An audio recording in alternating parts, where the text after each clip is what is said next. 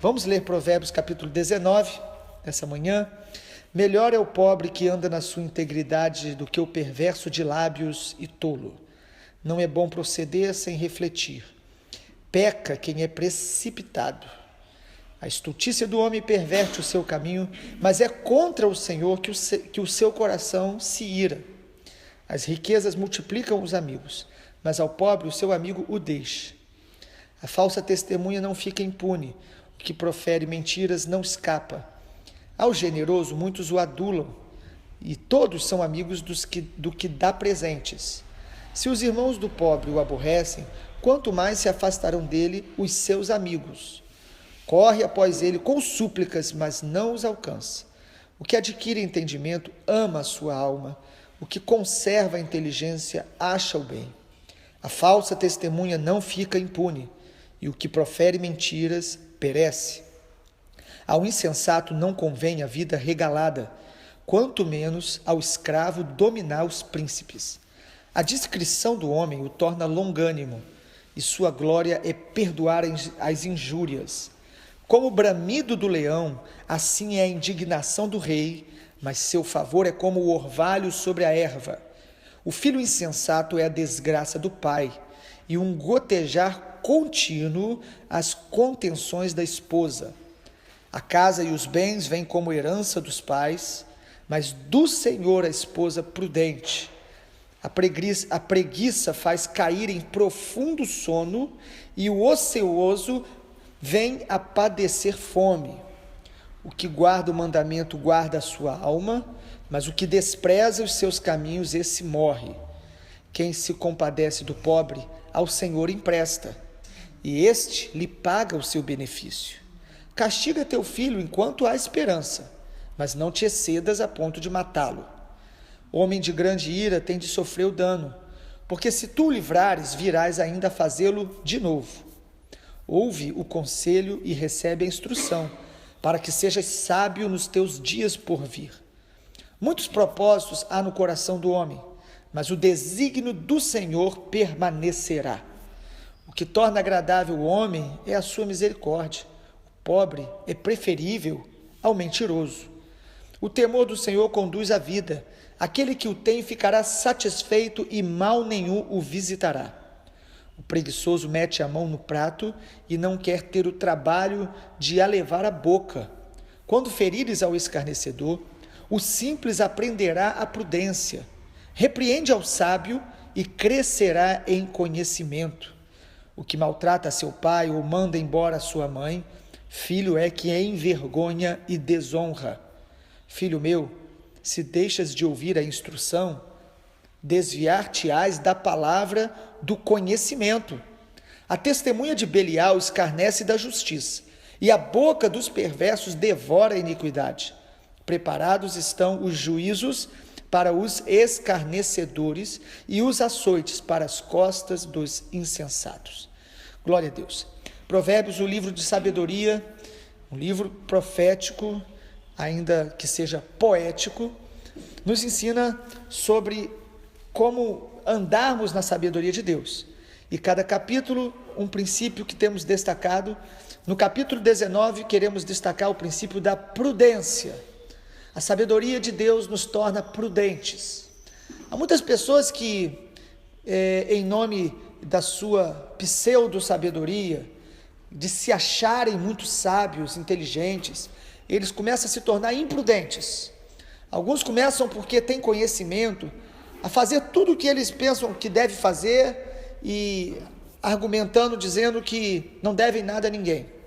Mas a Bíblia nos ensina que o sábio será prudente. Prudente para que a gente evite muitos males.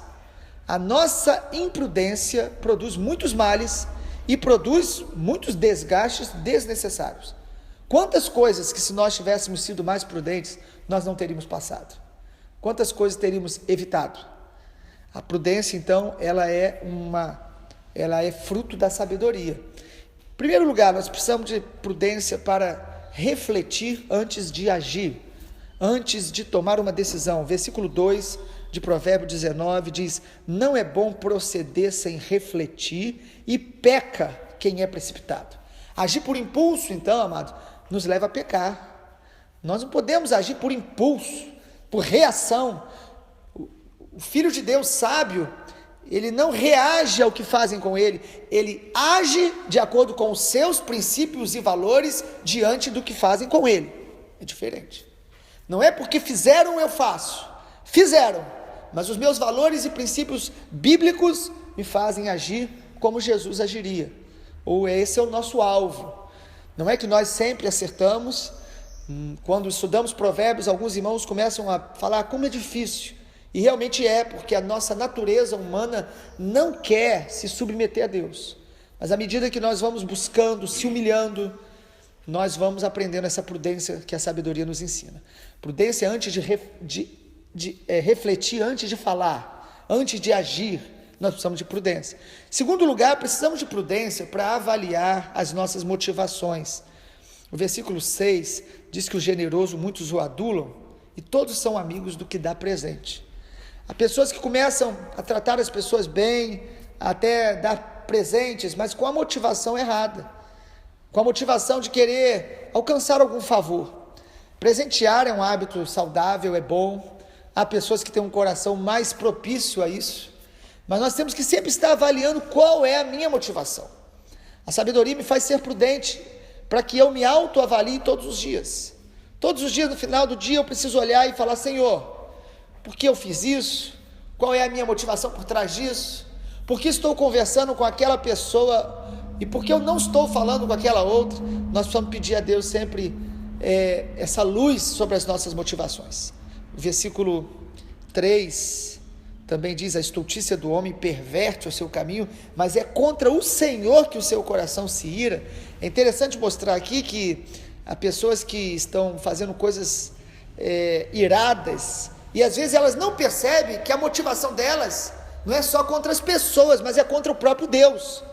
Às vezes nós não percebemos, mas o nosso coração está ressentido com Deus, porque Deus não respondeu ou não correspondeu a uma expectativa. Nós às vezes estamos irados contra Deus e precisamos orar: Senhor, me dá prudência para avaliar minhas motivações, o porquê eu estou tão irado. Terceiro lugar, eu preciso de prudência, e a sabedoria é que dá essa prudência, para ter um coração que perdoa rápido. Perdoar rápido. Versículo 11 diz: a discrição do homem o torna longânimo. Ser discreto te torna mais longânimo, e a sua glória é perdoar as injúrias. Sabe, amado, não perdoar não é só desobediência, é falta de sabedoria, é falta até de inteligência, porque quando não perdoamos, nós é que adoecemos. Nós vamos adoecendo a nossa relação com Deus, a nossa vida emocional e psicológica, e a nossa vida, até mesmo a nossa saúde. A falta do perdão é falta de sabedoria. Então, quando eu sou prudente, eu vou buscar perdoar o mais rápido possível. Às vezes não é automático, às vezes nós precisamos de caminhar 1, 2, 3 dias, às vezes uma semana, às vezes até um mês, dependendo do nível de ferida, mas a sabedoria me ensina a ser rápido. Assim que me ferem, eu já começo: Senhor, me ajuda a perdoar. Espírito Santo, eu abençoo essa pessoa que está me ferindo, e orando e exercitando, porque o perdão é um exercício, não é automático, é obediência, é fé. Quando Jesus falou para Pedro: você precisa perdoar 70 vezes 7, e a proposta de Pedro era: quantas vezes? 7 vezes está bom, Jesus? Possivelmente Pedro achou que estava fazendo uma grande proposta. 7 vezes? Jesus falou: não, 70 vezes 7. E aí Pedro fala: Jesus, aumenta-nos a fé. Ele nunca pediu Pedro para que Jesus aumentasse a fé para expulsar demônio, para curar, para orar, mas ele pede para perdoar. Porque se você acha que perdoar é fácil, você não sabe perdoar da maneira correta. Porque perdoar envolve dor, envolve reconhecer o nosso orgulho ferido, a nossa capacidade de guardar ofensas, que é a revelação do nosso orgulho, é se humilhar diante de Deus, é amar. E perdoar, então, deve ir se tornando cada vez mais rápido e prazeroso para os filhos de Deus. Em quarto lugar, sabedoria. Nós precisamos de sabedoria e prudência. Prudência para corrigir os nossos filhos e honrar os nossos pais. Mais uma vez, Provérbios nos leva para o contexto da família. Porque a nossa sabedoria, amado, não é para a gente viver apenas do lado de fora de casa ou com os nossos amigos mais chegados, mas a sabedoria vai se revelar na nossa relação familiar. O texto diz, Provérbio 17, versículo 18, castiga o teu filho enquanto há esperança. E aí o castigo é a disciplina mesmo. Eu sei que hoje a cultura pós-moderna insiste que não devemos corrigir os filhos, mas nós que cremos na Bíblia, nós cremos que os filhos precisam ser disciplinados com sabedoria, o texto diz, não é para feri-lo, mas com limitações para que o seu filho aprenda, assim como Deus nos corrige, nós corrigimos os filhos para que eles aprendam o caminho correto. E isto é um papel dos pais, não deve ser terceirizado. Não é para a escola, não é para a igreja. Os pais precisam corrigir os filhos.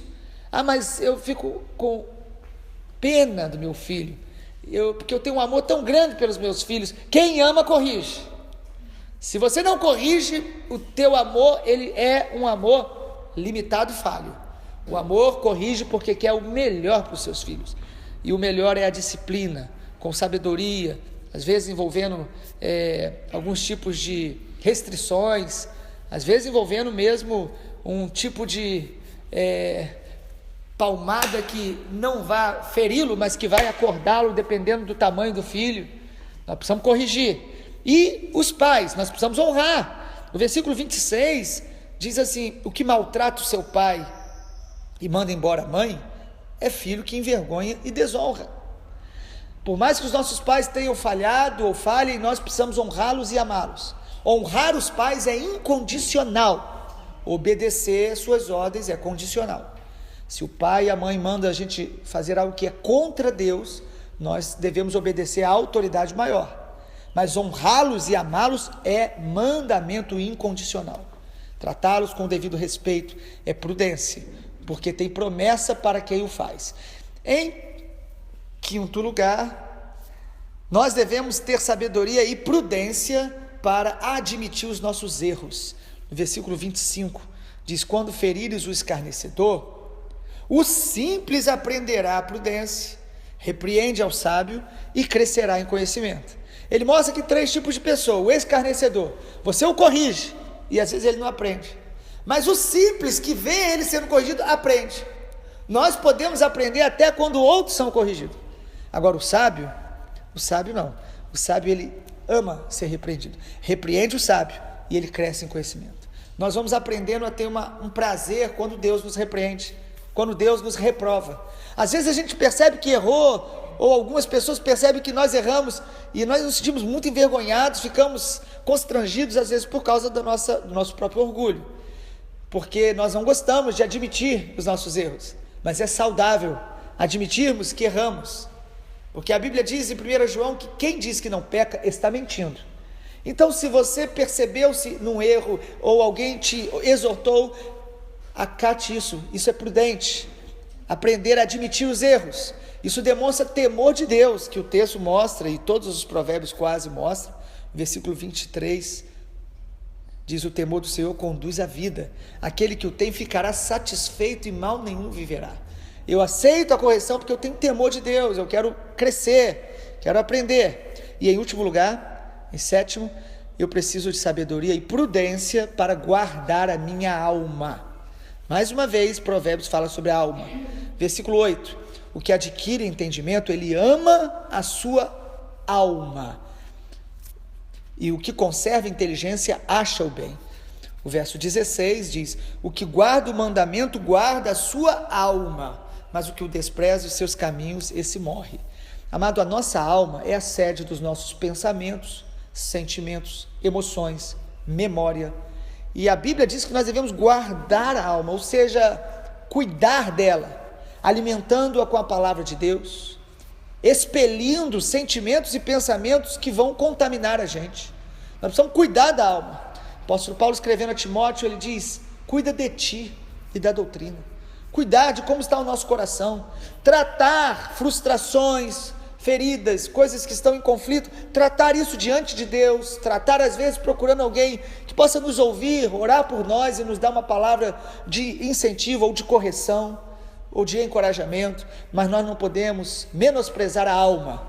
Há muitas pessoas que em nome da sua religião, da sua fé, dizem, não, eu oro, entrego tudo a Deus, e eu estou fazendo a obra de Deus, e alguns continuam pregando e fazendo até muitas coisas, mas não param para cuidar da alma.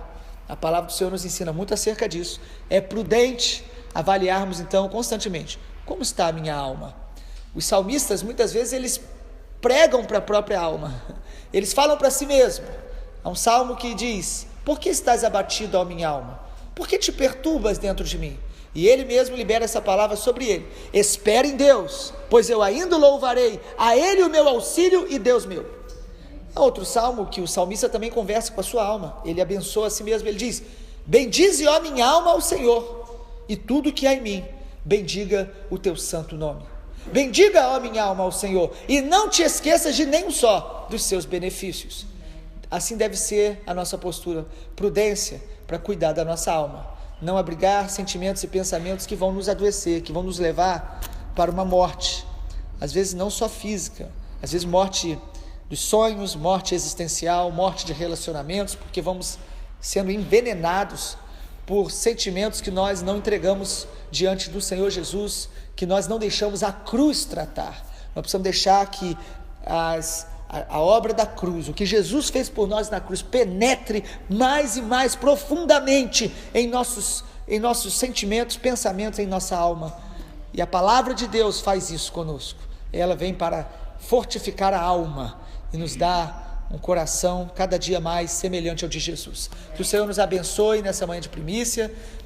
Às vezes quando a gente viaja para missões, como vai ser hoje, a gente no outro dia ou 2, 3 dias, a gente não tem enviado, mas os irmãos continuem ouvindo a palavra, lendo a palavra e meditando, deixando que Jesus fale conosco, para a glória do nome do Senhor Jesus. Amém.